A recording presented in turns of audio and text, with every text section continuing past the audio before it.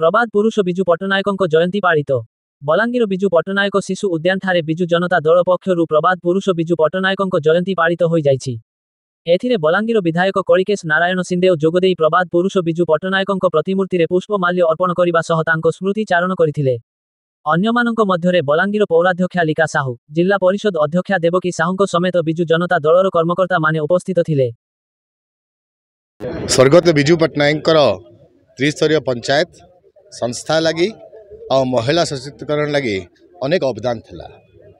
तांकर जयंती रे पंचायती राज दिवसटा मध्य मना करा सेलिब्रेट करा होतला। परंतु नुआ सरकार आसला परे दुर्भाग्य जिनिस अच्छी कि बिजू बाबू ना रे जदि से पंचायती राज दिवस साथ जुड़ित होकर डेट को चेंज करदे एप्रिल 24 को।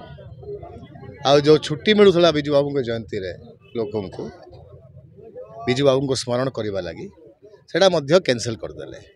मु भावुछि एटा गोटे छोट विचारधारार घटना अच्छी, दुर्भाग्य जिनिसटा अच्छी। बिजू पट्टनायक पूरा ओडिशा सारार नेता थिले, नेतृत्व देइथिले। ओडिशार विकास ओडिशार उन्नति लगी तांकर अनेक अवदान थिला, खासकर त्रिस्तरीय पंचायत लगी आउ आरक्षण लगी ता भितरे।